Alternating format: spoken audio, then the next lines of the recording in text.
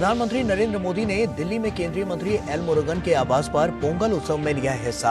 PM ने की पारंपरिक पूजा अर्चना, पर्व को बताया एक भारत श्रेष्ठ भारत की भावना का प्रतीक। कहा, श्री अन्न को बढ़ावा देने के प्रयास से करोड़ों किसानों का हो रहा है भला।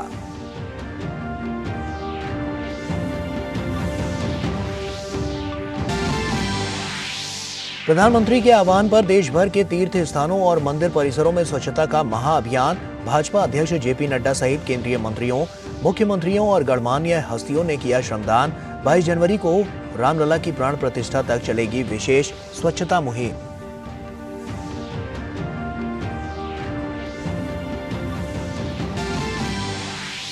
राहुल गांधी की न्याय यात्रा से पहले कांग्रेस को बड़ा झटका। महाराष्ट्र में पार्टी के वरिष्ठ नेता मिलिंद देवड़ा ने दिया त्यागपत्र। पूर्व केंद्रीय मंत्री ने कांग्रेस के साथ अपने परिवार के 55 वर्ष के रिश्ते को खत्म करने का किया ऐलान। कहा, विकास के रास्ते पर चल रहा हूं।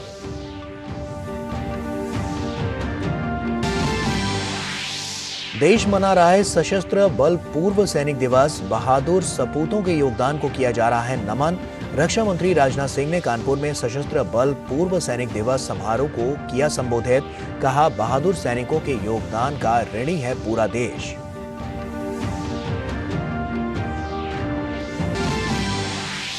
पूरे उत्तर भारत में शीतलहर और कोहरे की दोहरी मार। दिल्ली, वाराणसी, चंडीगढ़, लखनऊ समेत कई शहरों में जीरो विजिबिलिटी। ट्रेनों और हवाई यातायात पर असर। खराब वायु गुणवत्ता को देखते हुए दिल्ली एनसीआर में निर्माण और विध्वंस गतिविधियों पर लगा प्रतिबंध।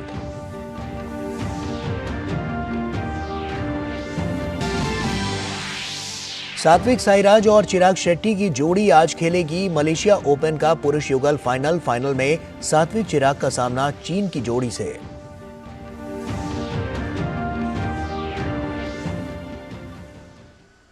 नमस्कार, आप देख रहे हैं डीडी न्यूज। आपके साथ मैं हूं गौरव श्रीवास्तव। प्रधानमंत्री नरेंद्र मोदी ने सूचना प्रसारण राज्य मंत्री एल मुरुगन के आवास पर पोंगल समारोह में हिस्सा लिया। इस अवसर पर तेलंगाना की राज्यपाल तमिलिसाई सौंदरराजन मौजूद रहीं। पोंगल दक्षिण भारत के प्रमुख त्योहारों में से एक है और इस पर्व को बहुत धूमधाम से मनाया जाता है। मकर संक्रांति की तरह ये पर्व भी सूर्य के उत्तरायण का त्योहार है। इस समय फसल की कटाई की जाती है और इसको लेकर खुशियां भी मनाई जाती है। पोंगल फसल कटाई और संपन्नता के प्रतीक का उत्सव होता है। पोंगल के दिनों में घर के बाहर रंगोली बनाई जाती है। साथ ही ये पर्व ईश्वर को धन्यवाद देने के अवसर के रूप में भी मनाया जाता है। पोंगल के पर्व में साफ सफाई, रंगोली, सजावट, ईश्वर से प्रार्थना के रूप में इसे देखा जाता है। इस पर्व को लोग परिवार और दोस्तों के साथ मिलकर उत्साह से मनाते हैं और खास बनाए गए पोंगल के प्रसाद का आनंद भी लेते हैं। प्रधानमंत्री ने कहा कि पोंगल के दिन तमिलनाडु के हर घर से पोंगल धारा का प्रभाव होता है। उन्होंने सभी के जीवन में सुख, समृद्धि और संतोष की धारा के प्रवाह होने की कामना की। प्रधानमंत्री ने कहा कि पोंगल का त्योहार एक भारत श्रेष्ठ भारत की भावना को दर्शाता है।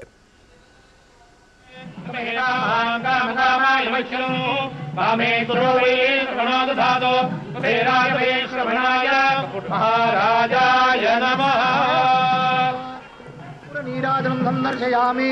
ओम योपां पुष्पं वेदं पुष्पवान् प्रजावान् विषमान् मुखति।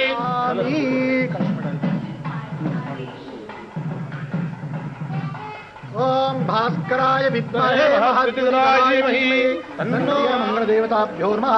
अस्मिन् भारतवर्षे सर्वेषां भक्तजनानां सर्वकार्यसिद्ध्यर्थं शरीरे सकलरोगनिवृत्त्यर्थं वापकूपतटापि जलपरिपूर्णता सिद्ध्यर्थं पूजा विधिं न जानामि क्षमस्व परमेश्वराय।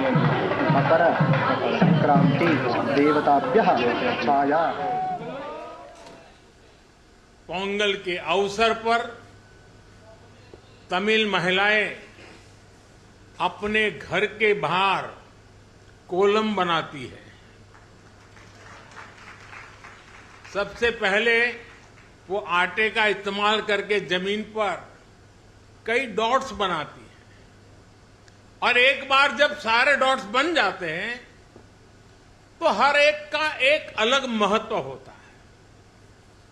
ये तस्वीर ही मन लुभाने वाली होती है, लेकिन कोलम का असली रूप तब और वैभवशाली हो जाता है जब ये सभी डॉट्स मिला दिए जाते हैं और बड़ी कलाकृति बनाकर इसमें रंग भरा जाता है। हमारा देश और उसकी विविधता भी कोलम के जैसी है। जब देश का कोना कोना एक दूसरे से भावात्मक रूप से जुड़ता है तो हमारी शक्ति एक अलग रूप दिखाती है। पोंगल का पर्व भी एक ऐसा ही पर्व है जो एक भारत श्रेष्ठ भारत की राष्ट्र भावना को दर्शाता है। और वहीं इस दौरान सांस्कृतिक कार्यक्रमों की भी प्रस्तुतियां की गई।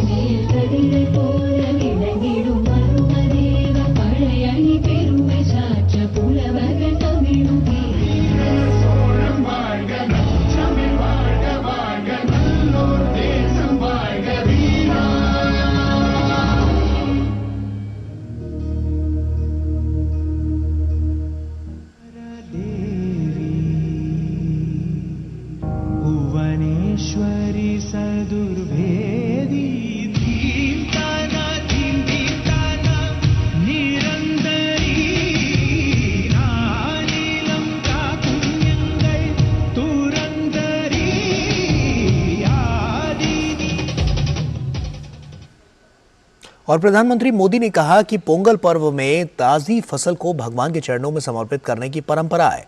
इस पूरे उत्सव परंपरा के केंद्र में हमारे अन्नदाता, हमारे किसान हैं। भारत का हर त्योहार किसी न किसी रूप में गांव, किसानी और फसल से जुड़ा होता है। उन्होंने सुपर फूड को लेकर देश दुनिया में नई जागृति आने पर खुशी व्यक्त की। हमारे बहुत सारे नौजवान मिलेट्स, श्री अन्न को लेकर नए स्टार्टअप शुरू कर रहे हैं और ये स्टार्टअप्स आज बहुत पॉपुलर हो रहे हैं। श्री अन्न के उत्पादन से हमारे देश के 3 करोड़ से अधिक छोटे किसान जुड़े हुए हैं। हम श्री अन्न को प्रमोट करते हैं तो सीधे सीधे ये 3 करोड़ किसानों का भला होता है। और आइए अब देखते हैं रामनगरी अयोध्या से जुड़ी हुई ये खास खबरें।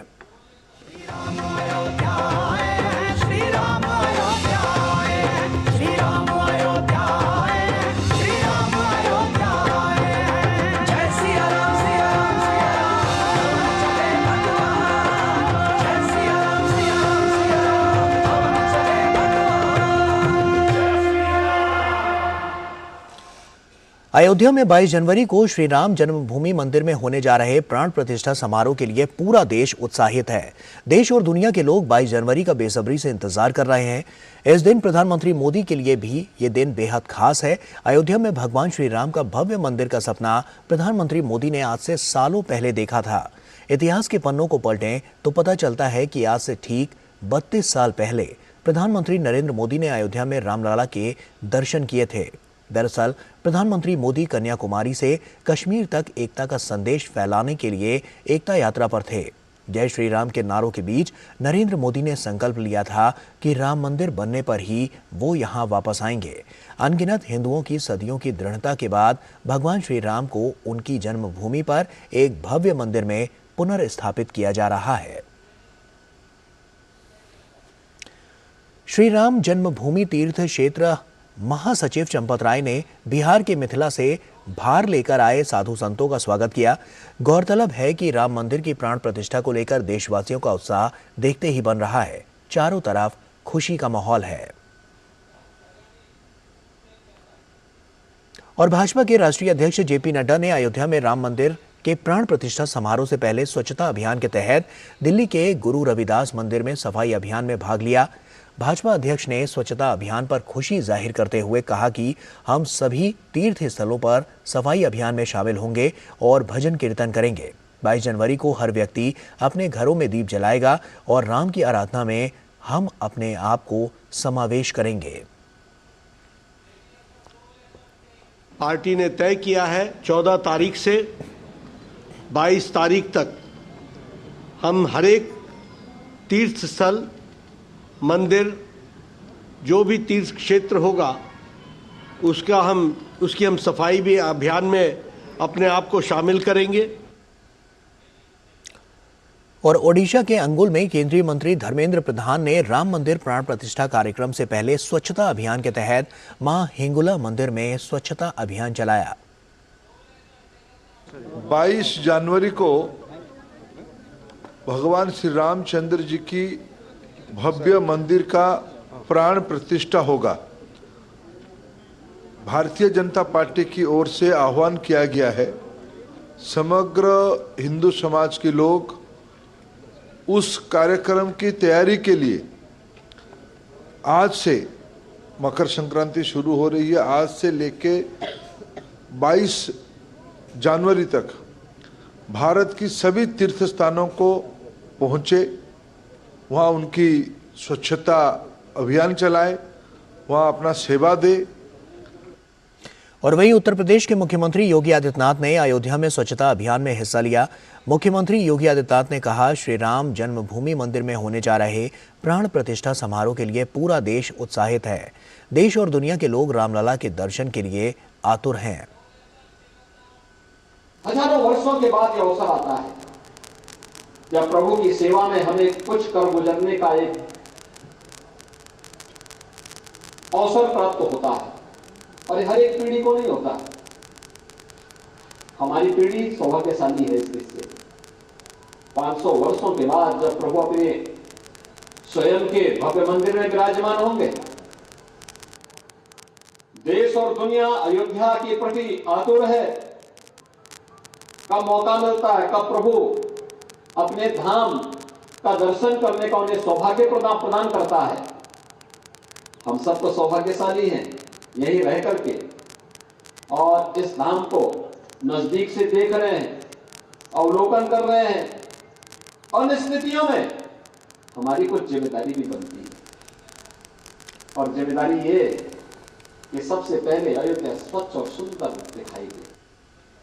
और वहीं उत्तर प्रदेश के उप मुख्यमंत्री केशव प्रसाद मौर्य और ब्रिजेश पाठक ने अलग अलग जगह स्वच्छता अभियान में भाग लिया। केशव प्रसाद मौर्य ने बालकेश्वर महादेव मंदिर में सफाई अभियान चलाया। वहीं ब्रिजेश पाठक ने दक्षिण मुखी हनुमान मंदिर में स्वच्छता अभियान में भाग लिया। और गुजरात के मुख्यमंत्री भूपेंद्र पटेल ने गांधीनगर के धोलेश्वर महादेव मंदिर में स्वच्छता अभियान में भाग लिया।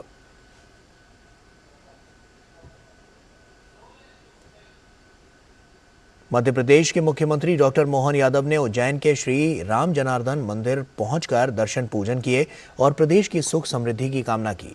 मुख्यमंत्री डॉक्टर यादव ने प्रधानमंत्री के नेतृत्व में देश में मंदिरों में चल रहे स्वच्छता अभियान के अंतर्गत मंदिर परिसर में साफ सफाई की। और मध्य प्रदेश के खंडवा स्थित राम मंदिर में स्थानीय लोगों ने साफ सफाई की।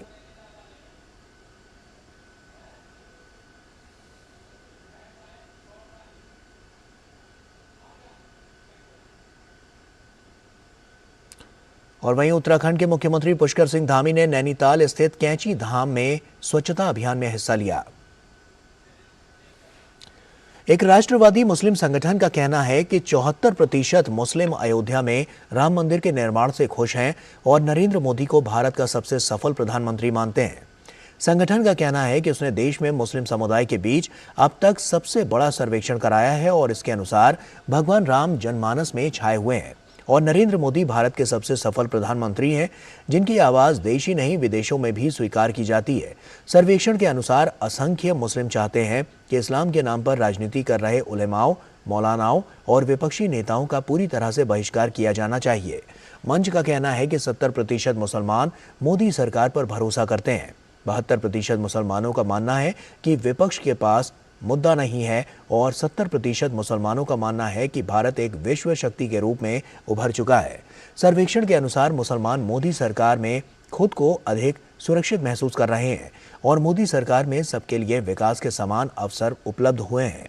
सर्वेक्षण में यह भी दावा किया गया है कि प्रधानमंत्री मोदी के कारण भारतीय जनता पार्टी में विश्वास बढ़ा है। रक्षा मंत्री राजनाथ सिंह उत्तर प्रदेश के कानपुर में सशस्त्र बल पूर्व सैनिक दिवस समारोह में शामिल हुए। पूर्व सैनिक दिवस पर अपने संबोधन में रक्षा मंत्री ने कहा कि एक सैनिक परिवार जाति और पंथ जैसी सोच से कहीं ऊपर उठकर पूरे राष्ट्र के बारे में सोचता है।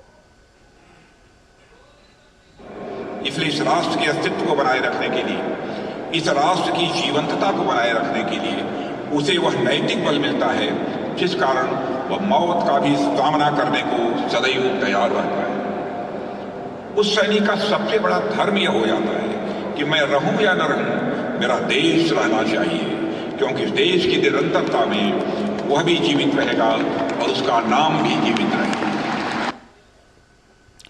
और दिल्ली के मानेकशॉ सेंटर में सशस्त्र बल पूर्व सैनिक दिवस कार्यक्रम का आयोजन किया गया। समारोह को तीनों सेनाओं के प्रमुखों ने संबोधित किया। इस दौरान एक प्रदर्शनी भी लगाई गई। वहां मौजूद स्टॉलों पर पूर्व सैनिकों के कल्याण संबंधी सुविधाएं उपलब्ध कराई गई। मुंबई में 8वें सशस्त्र बल पूर्व सैनिक दिवस पर वायुसेना स्टेशन में पूर्व सैनिकों की रैली के साथ युद्ध स्मारक पर पुष्पांजलि अर्पित की गई। सशस्त्र बल पूर्व सैनिक दिवस पर तीनों सेनाओं द्वारा देश भर में 10 स्थानों श्रीनगर, पठानकोट, दिल्ली, कानपुर, अलवर, जोधपुर, गुवाहाटी, मुंबई, सिकंदराबाद और कोच्चि में यह कार्यक्रम मनाया जा रहा है। कांग्रेस के वरिष्ठ नेता और लोकसभा सांसद मिलिंद देवड़ा ने कांग्रेस पार्टी से इस्तीफा दे दिया है। देवड़ा ने कांग्रेस की प्राथमिक सदस्यता से भी इस्तीफा दे दिया।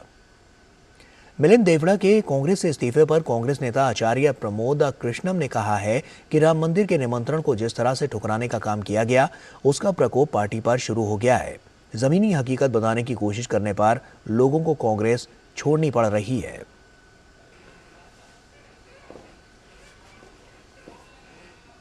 कांग्रेस में कुछ ऐसे लोगों का कब्जा हो गया है जो ना तो सच सुनना चाहते हैं और न सनातन की बात सुनना चाहते हैं, न राम की बात सुनना चाहते हैं। जो राम की बात करेगा, जो सच की बात करेगा, जो ज़मीनी हकीकत को बताने की कोशिश करेगा, उसको कांग्रेस छोड़नी पड़ रही है धीरे धीरे। मिलिंद देवड़ा का जाना बहुत दुखद और अफसोसजनक है और भगवान राम के मंदिर के निमंत्रण को जिस तरह से ठुकराने का काम किया है तो मुझे लगता है कि भगवान राम का प्रकोप प्रारंभ हो गया है। 29 जनवरी को प्रधानमंत्री नरेंद्र मोदी के 7वें परीक्षा पे चर्चा कार्यक्रम के लिए अब तक 2 करोड़ 26 लाख से अधिक विद्यार्थी पंजीकरण करा चुके हैं, जो कि एक रिकॉर्ड है। शिक्षा मंत्रालय ने पिछले महीने 12 दिसंबर से इस वर्ष 12 जनवरी तक 6ठी से 12वीं कक्षा तक के विद्यार्थियों के साथ अध्यापकों और अभिभावकों से भी इस कार्यक्रम में भाग लेने के लिए माईगोव पोर्टल पर ऑनलाइन आवेदन आमंत्रित किए थे। मंत्रालय ने बताया है कि माईगोव पोर्टल पर मिले प्रश्नों के आधार पर 2050 प्रतिभागी चुने जाएंगे। इन प्रतिभागियों को एक विशेष किट प्रदान की जाएगी। इस किट में प्रधानमंत्री की पुस्तक एग्जाम वॉरियर्स के हिंदी और अंग्रेजी संस्करण के साथ प्रमाण पत्र दिया जाएगा। इस वर्ष प्रधानमंत्री के साथ 4000 से अधिक विद्यार्थी चर्चा करेंगे। ये कार्यक्रम दिल्ली के भारत मंडपम में होगा। परीक्षा पे चर्चा कार्यक्रम में प्रधानमंत्री नरेंद्र मोदी परीक्षा के तनाव से मुक्त होने और विद्यालय के बाद के जीवन पर देश विदेश के छात्रों, अभिभावकों और शिक्षकों के साथ चर्चा करते हैं। ये कार्यक्रम युवाओं के लिए तनाव मुक्त वातावरण तैयार करने के प्रयोजन से आयोजित किया जाता है। और दिल्ली के अलीपुर के एक घर में एक ही परिवार के 4 लोगों की मृत्यु हो गई। घर में अंगीठी जल रही थी। गौरतलब है कि अंगीठी के धुएं में दम घुटने से पति पत्नी और 2 बच्चों की मौत हुई है। इस मामले में डीसीपी भरत रेड्डी ने कहा है कि सुबह 6:40 पर उन्हें अलीपुर थाना क्षेत्र में कुछ लोगों के अचेत पड़े होने की सूचना मिली। शवों को पोस्टमार्टम के लिए भेजा गया है और जांच जारी है। प्राइमा फेसी अभी फॉरेंसिक टीम को बुलाया है और जो अंगीठी जला रहे हैं वो उसके सैंपल्स हमने ले लिए हैं। सस्पिशन तो यही है कि वो सफोकेशन से डेथ हुई होगी, but we are not ruling out any angles. वो पोस्टमार्टम और बाकी इन्वेस्टिगेशन में। राजस्थान के बीकानेर में आयोजित अंतर्राष्ट्रीय ऊंट महोत्सव के लिए national research centre on camel में ऊंट नृत्य, ऊंट फर कटिंग, ऊंट सज्जा और ऊंट दौड़ प्रतियोगिताएं आयोजित की गई हैं और इन सभी प्रतियोगिताओं को देखकर यहां आने वाले पर्यटक मंत्रमुग्ध हो गए। देश और विदेश से आए पर्यटक ऊंट महोत्सव में बड़ी संख्या में शिरकत उन्होंने की। पर्यटकों ने ऊंट महोत्सव की जमकर तारीफ की। रेगिस्तान के जहाज के रूप में ऊंट को हर कोई जानता है, लेकिन अगर आपको एक साथ सजे धजे और करतब दिखाते ऊंट मिल जाएं, तो आपको कैसा लगेगा? जी हाँ, ऐसा ही कुछ नजारा बीकानेर में आयोजित अंतर्राष्ट्रीय ऊंट उत्सव में पर्यटकों को देखने को मिला। अंतर्राष्ट्रीय ऊंट उत्सव का आगाज 12 जनवरी से हुआ, जो कि 14 जनवरी तक चलेगा। पहली बार धरणीधर मैदान में आयोजित इस ऊंट उत्सव की थीम आइकन्स ऑफ बीकानेर रखी गई थी। इस उत्सव में हेरिटेज वॉक, बीकानेर कार्निवल के साथ ही क्लासिकल फॉर्म्स ऑफ आर्ट्स पर आधारित कई कार्यक्रमों ने दर्शकों की खूब वाहवाही लूटी। I think it's a very interesting and very attractive festival. We come from Paris and we are very happy to be here with you. It's unique. I'm happy there is not too much foreign tourists here. It's very authentic. मैं पिछले करीब 12 सालों से इस camel festival में आता रहा हूँ। सबसे पहले तो मैं आपको डीडी न्यूज़ वालों को धन्यवाद देता हूँ कि आज इस सारे ऊंट उत्सव को आपने अपने कैमरे में कैद किया, उसके लिए बहुत बहुत धन्यवाद। कैमल फेस्टिवल इंटरनेशनल हो गया है दिन प्रतिदिन। पहले बजरंगपुरा में स्टार्ट हुआ, ये सर्वे नंदू महाराज ने स्टार्ट किया और अब ये दिन प्रतिदिन दिन रात चौकनी रात में पर्यटन विभाग के प्रयासों से अच्छा कार्यक्रम हो रहा है। मैं इसमें पिछले 15 साल से अपने सहभागिता निभा रहा हूँ और पिछले 2023 को मैं मिस्टर बीकाना बना था और यही उम्मीद करता हूँ कि इस बार भी सही निर्णय होके और सब संस्कृति को अपनी जीवित रखेंगे। मैं ये ऊंट उत्सव पिछले कई समय से देख रहा हूँ। इसमें कोरोना काल में थोड़ा भागीदारी कम हुई थी, लेकिन जैसे जैसे अब ये कोरोना का डर खत्म हो रहा है उससे इसमें पर्यटक विदेशी लोगों की भी भागीदारी हो रही है और बीकानेर का इससे बहुत विकास हो रहा है। हम लोग यहाँ पे कैमल फेस्टिवल देखने आए हैं और यहाँ पर देख के बहुत अच्छा लगा है। इतनी सुंदर डेकोरेशन है यहाँ पे सारे कैमल्स की। यहाँ पे कार्विंग का कंपटीशन चल रहा है, अभी उनकी फर पे कार्विंग हो रही है। खाने पीने का बहुत है यहाँ पे, कैमल राइडिंग है। हम कैमल को खाना भी खिलाया हमने, वो नीम लीव्स खा रहे हैं बहुत आराम से और खूब एंजॉय कर रहे हैं वो भी हमारे साथ में। बहुत ही अच्छा लगा, कलरफुल कैमल देख के बहुत ही सुंदर, बहुत ही अच्छी फीलिंग आ रही है, बहुत एंजॉय कर रहे हैं हम। बीकानेर ऊंट महोत्सव वार्षिक मेला है जो इस रेगिस्तानी जहाज को समर्पित है। ये महोत्सव हर साल जनवरी के महीने में मनाया जाता है। बीकानेर ऊंट महोत्सव न केवल देश बल्कि दुनिया के सबसे प्रसिद्ध ऊंट त्योहारों में से एक है। दुनिया भर से पर्यटक इस त्योहार में भाग लेने राजस्थान के बीकानेर आते हैं। ऊंट के मालिक खुद अपने हाथों से उन खूबसूरत कलाकृतियों को बना रहे हैं जिससे इंटरनेशनल कैमल फेस्टिवल में ऊंट सबसे अलग, अनूठा और अच्छा दिखे। ऐसे प्रयास न केवल देश की संस्कृति को नया स्वरूप देते हैं बल्कि पर्यटकों को भी आकर्षित करते हुए नजर आते हैं। Bureau report, DD news. और बलूचिस्तान में हुए एक हमले में पाकिस्तानी सेना के 5 जवान मारे गए हैं। ये घटना कल उस समय हुई जब पाकिस्तानी सेना का काफिला केच जिले के बुलेदा इलाके में एक धमाके का शिकार हुआ और इसके फौरन बाद हमलावरों ने गोलीबारी की। इसमें पाकिस्तानी सेना के 5 जवान मारे गए। भारतीय शटलर सात्विक साईराज रंकी रेड्डी और चिराग शेट्टी मलेशिया ओपन खिताब से केवल एक कदम दूर है। प्रतियोगिता के फाइनल में आज सात्विक चिराग की जोड़ी का सामना चीनी जोड़ी से होगा। इससे पहले खेले गए सेमीफाइनल मैच में भारतीय जोड़ी ने कोरिया की कोंग मिन ह्यूक और सियो सेयुंग जे की जोड़ी को 21-18, 22-20 के अंतर से हराकर फाइनल में प्रवेश किया था। और इसी के साथ फिलहाल इस बुलेटिन में इतना ही। हमारी पूरी टीम को दीजिए इजाजत। नमस्कार।